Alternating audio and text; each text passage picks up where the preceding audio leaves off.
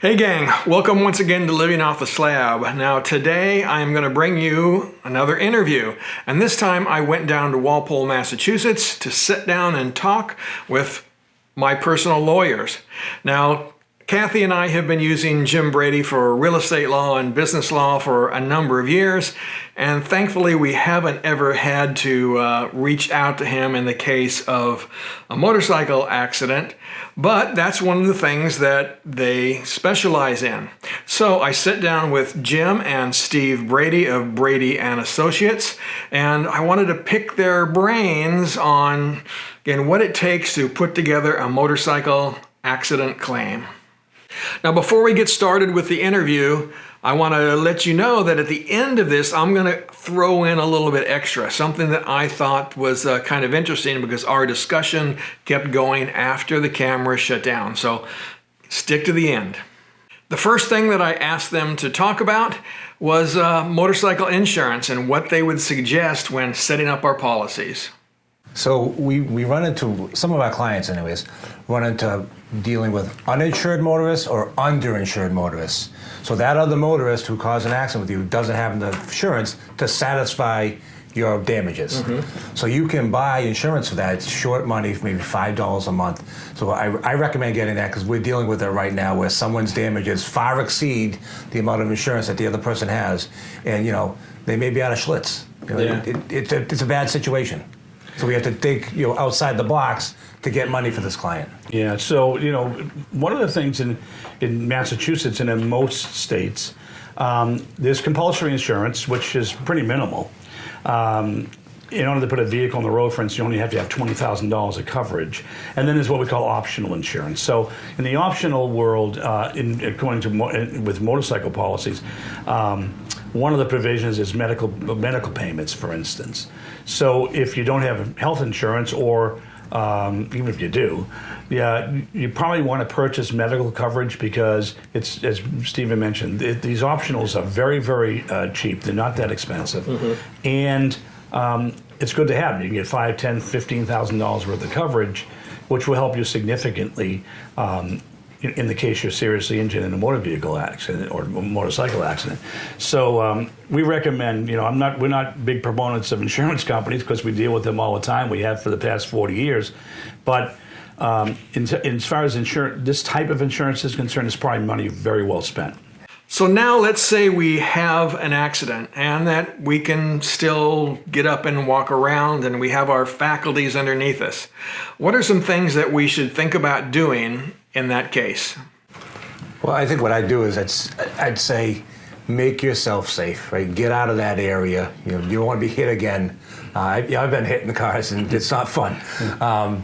So make yourself safe and then start collecting evidence. There's going to be witnesses probably. You want to identify them, get email, get phone number. You want to take photos of the scene because your crash may happen at a particular time of day. So the lighting's going to be different when we send out an investigator. So you want to preserve that scene as best as possible. The weather, all the cars involved, the people involved, you really want to take a snapshot of what was there because once it's gone, it's gone. Now, the police are going to come and they'll do an investigation. It may be thorough and robust, and it may not be. So you don't want to, you don't want your claim to rely on an officer who may or may not be disgruntled, who may or may not be working on overtime. You don't want to put your destiny in that person's hand. Stephen used to be a police officer, so he's investigated a lot of scenes. Yeah, you don't want to get hurt when it's the midnight to 8 shift or something, and someone's trying to get up at 7:30 in the morning. Try to sleep. They want to get home, and that's what. But no, all joking aside, you're going to be asked questions by the police. Answer the questions, but only answer the questions. You don't want to give up too information because what you say can find its way into those police reports. And there is a bias against motorcyclists. I mean, police have it, the general public has it. And I don't need to be telling you that because you're a motorcyclist, Craig. And so you need to be careful about what you say to the police department or any other witness or any other people in that area because if you say to XYZ to a person that's on the scene, and later on it's ABC, that's going to be a problem for you when it comes to the trial of the case, and because we prepare every case if we were going to try it. We can talk about that in a few, but. I'll echo what Stephen said. Get the pictures. Pictures are worth 1,000 words, particularly intersection cases. Intersections change as a result of accidents, particularly serious motor vehicle accidents. Lights go up. Intersections get reconfigured. We just had a motorcycle case which unfortunately resulted in a person's death. And it was kind of a three-way intersection. And as a result of that accident, that entire area was reconfigured by the community because it was a problem, and the way that area was configured led in large part to the occurrence of the accident itself. So it's important to get the pictures at the time. Yeah. So this got me wondering, what percentage of cases actually go to trial? Well, No, I would say less than 5%. But as Jim said, we roundtable every case and we prepare it as if we're going to trial, because insurance companies know the lawyers who will go to trial and lawyers who will not go to trial. Right. And if you have a lawyer who will not go to trial, you're going to get less money. If you have a lawyer who will go to trial, you'll get more money. Yeah, the key to these cases is for the insurance companies is all about exposure. How much do we have to pay this person to get rid of the case? That's really what they only care about money. That's all. This is a business for them. They want to take your money and keep. The mantra of the insurance industry, from our perspective, is delay, delay, delay. Don't pay. Okay. Our job is to make sure that they pay, and we pride ourselves in saying we don't leave a dime on the table. We get we squeeze the orange as much as we possibly can. But they're only going to pay on a claim is if they know you have an attorney that's prepared this case to go to trial and will take it to trial. We do that, and we've done that. So every case is prepared that way, even though very few of these cases ever get to trial. They really do. Yeah. Now, of course, if you are in a motorcycle accident and you were offered a trip in an ambulance to the hospital, you should take it. Right? You should go get checked out and make sure that everything is okay, even if you feel good at the time. But I asked them then, what do you do once you get into that situation where you're in the emergency room, you're in the hospital? What should you be looking for in collecting data and records to help possibly make your case better? Well, I would suggest, number one, that if you are suffering injuries to your back or your neck or your arm or your leg, for instance, or all of the above, make sure you tell them about all of the above, okay? Oftentimes there'll be several body parts are injured, and then really it's usually one or two parts that are really problematic as time goes on. But it's important to document and make sure you tell the nurses and the doctors when you're in the hospital or just at the doctor's office, so that tell them about the problems you're experiencing, so that it gets into the medical records. And there's a fine line in there. You don't want to be a crybaby, but at the same time, you don't want to be so stoic that you don't tell them about these things. So, in the beginning particularly, make sure you get everything out, and as time goes on, you don't want to embellish your claim. You want to be honest with your doctors, and you want to be honest with your lawyers. But not saying anything is not going to help your case. I don't know what your thoughts are. No, Stephen. absolutely. And we had a client once where she had an injury. But she went to the doctors and she didn't talk about the injury. She talked about all her pre-existing injury. She was a sick woman. Yeah. And it bit her in the end. Yeah. So you really have to document this, especially as Jim said, right after. Now, what if you're not taken by ambulance? You're still probably not all right because you're running on adrenaline. And so, once that adrenaline comes down, you're going to feel those bumps and bruises. So you should go to urgent care or your primary care physician and start documenting those injuries. Yeah, and don't wait too long to do that. I mean, the longer you wait, the more problematic it is for us to prove your case. Sometimes we just settled the case the other day, very severe case where the person waited almost 10 days before they sought medical treatment. And the insurance company is sitting there, and we just did this by way of a mediation, say, well, he couldn't have been that badly injured, didn't even go to the doctor. Well, he was badly injured, but he was trying to tough it out. And he just waited. He waited too long, and it really did hurt him in the end run in terms of the amount of money we were able to get, because that's a fact that the jury's going to be, that it's going to be brought to the jury's attention, and then the jury's going to say, yeah, you're right, and he couldn't have been that badly injured, or we find this in the case of people that go back to work immediately. If you can go back to work, go back to work, okay, obviously, but if you can't work, don't go to work. And try to be, I'm a big shot. I'm really going to work through this. Okay, that's all fine, but realize that if you're unable to work, you shouldn't be working, and it does help your case. And on the flip side, you don't stay out of work to try to truncate a case. That's not what we do. Now, what I got out of that discussion was that we should be honest with ourselves, right, and not try to be tough guys and not admit that we might be injured, but we should be honest with our doctors, with our lawyers, with the police. So I asked them to expand on that a little bit. Honesty is the best policy, Craig. You never get hurt when you tell the truth. Sometimes it will sting a little bit, okay? But that's okay. We can always deal with that. Even in the middle of a trial, we can deal with that. Honesty is always the best policy. We get to trial, and if a person in the course of a trial is not being honest with the jury will see that in a heartbeat, and they will give you no money whatsoever. Even if you deserve money. If they think you're trying to lie to them, you don't get anything. And it doesn't make any sense. I mean, just be honest, be truthful, and you'll be awarded the benefits that you should be entitled to. Now, as you guys know, my wife Kathy was in a motorcycle accident about 7 years ago, and she was completely at fault, so there was no lawsuit that was involved. But there was some emotional trauma on her part and on my part as well. So I asked Jim and Steve to maybe talk about that a little bit. So a significant amount of people experience PTSD because it's a traumatic, stressful event, but most people don't want to talk about it. And so we advise people to go see a mental health professional if you need it. So you have that injury or illness on the part of the rider, but you may also have a rider who's with you. They may have, like you did, Craig, you witnessed the accident, which is terribly traumatic.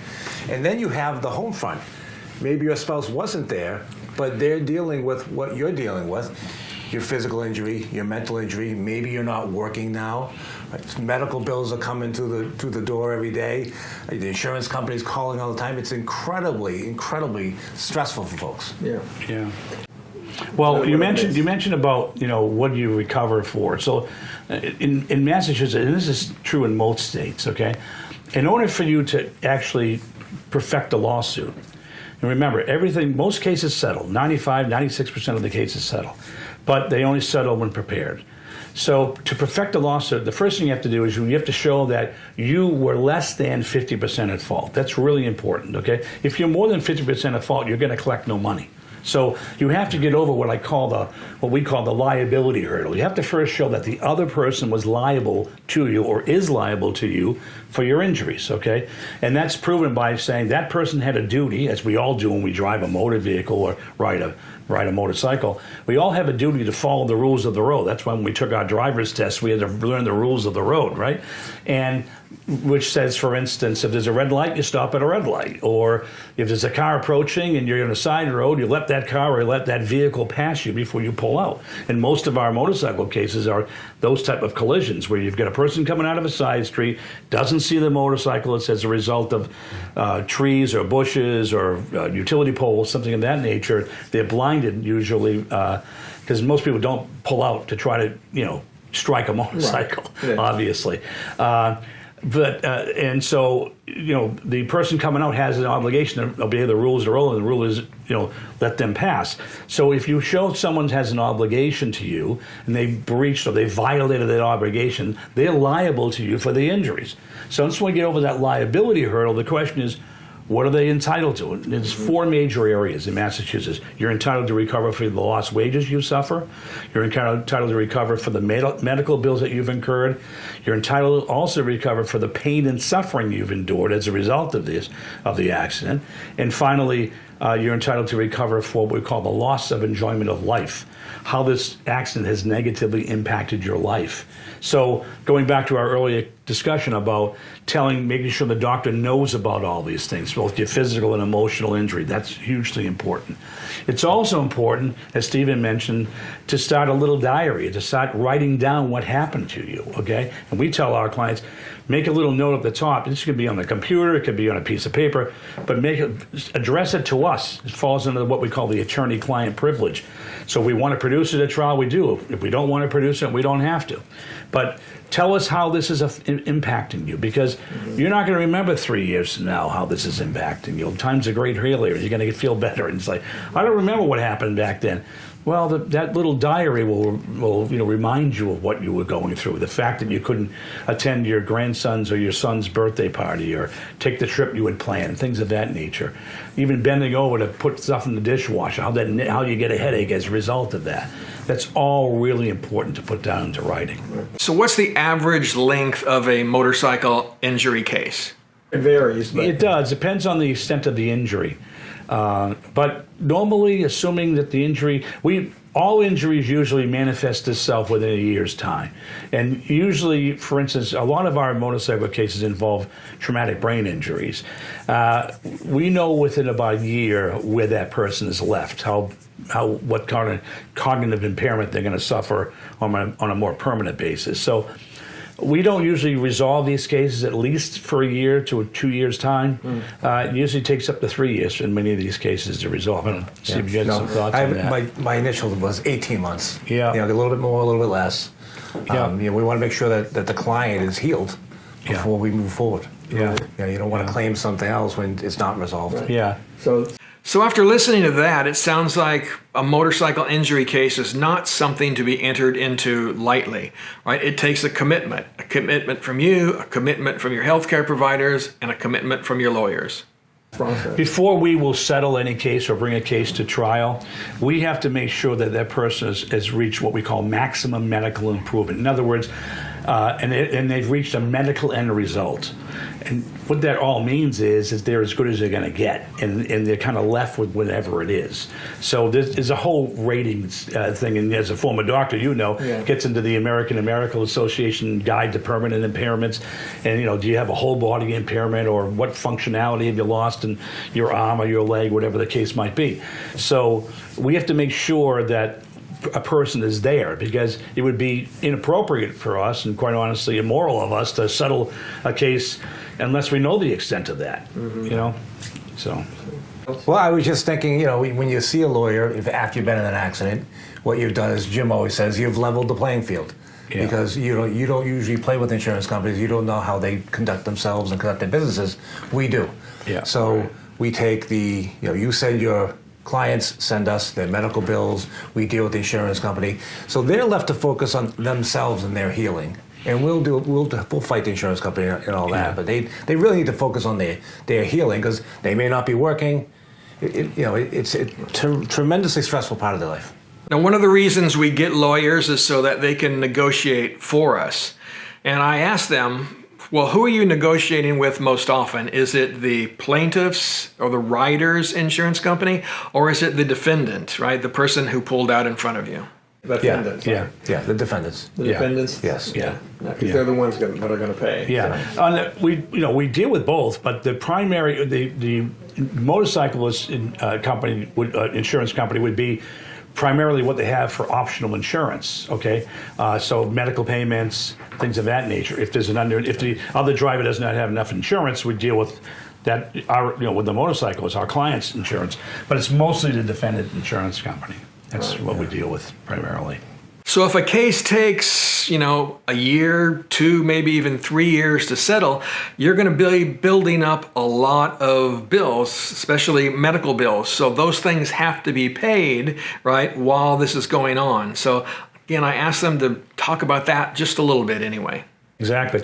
So it gets a little complex, because depending on what coverages we have, the automobile or the motorcycle policy will kick in, and then it goes over to the healthcare provider, and of course they get a lien on that, because the idea I talked earlier about, when we sue somebody, we collect, we sue them for lost wages and medicals, etc.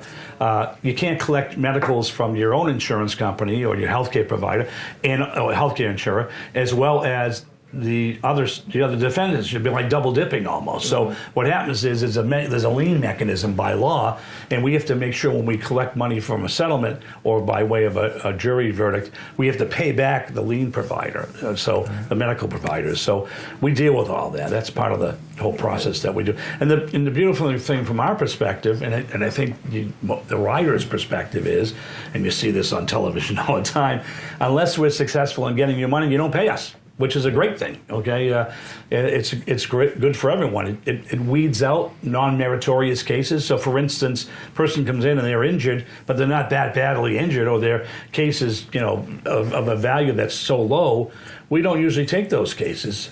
Or if they're not injured that seriously, we'll say you really don't have much of a case, and why are we going to spend time? We only have so many hours in our workday. Why are we going to spend time on a case where there's really no significant merit to it?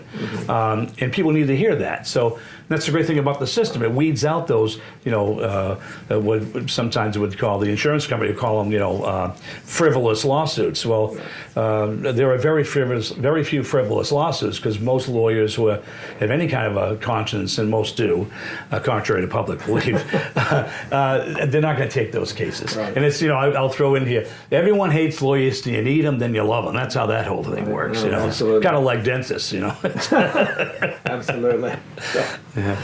So I really thank Jim and Steve for sitting down and meeting with me. It was a really interesting discussion as far as I'm concerned. So I asked them to let you guys know how you can get a hold of them if you need their services. You can find us on the web at www.bradylaw1.com, or call us at 508-660-8888. Right. Thank you. Right. And I think, Jim, you said before, you do not just handle cases here in Massachusetts, but Yeah. you have handled them elsewhere. Yeah, oh, sure. We can handle cases in any jurisdiction.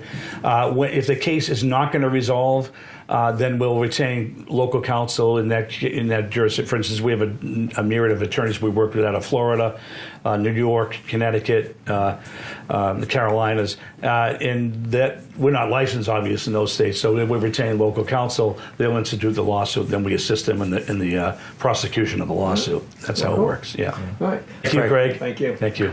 So that was a great discussion. I really thank them for meeting with me, but hold on, because there's something we continued to talk about after the cameras shut down. So after we turned the cameras off, we continued to talk a little bit. And remember that Jim had talked about if you are 50% or more at fault, you're probably not going to get any money in your case. Well, we started talking about what it takes to determine how much at fault that you are and how much at fault that car driver might be. Right, and he said that the insurance company is going to send out an investigator, just like they do. They're going to send somebody out to take a look at the scene, look at the motorcycle, talk to you. Again, the insurance company is going to do all of those things as well. And what they're going to be trying to do is to, of course, limit their exposure. So they're going to be trying to find ways to say that you were more at fault. And things that they look at, and again, this is what I found to be very interesting. One, they look at your motorcycle, the condition of the motorcycle. Is it well maintained? In particular, Jim said they really look at tires. So if you're running around on bald tires, you're trying to get as many miles out of those as you can, well, that's not really a good idea, right? If something does happen, that could turn around and bite you. Also, they look at things like how long you have been riding, how much you've been trained. Have you gone out and got any extra training? Right? Are you wearing the right gear? A full face helmet, a lot of really good riding gear, right? For me, for example, I have that big yellow banana suit that I wear. I have yellow lights on my bike. So it's going to be kind of hard for anybody who pulls out in front of me to say they didn't see me. Right, so all of those things go into determining how much at fault that the judge or the jury is going to think that you are, and really will impact, again, how successful your case can be. So again, I thought that was very interesting and something worth considering. All right, guys, that's it for today. So be safe out there and keep squeezing your lemon.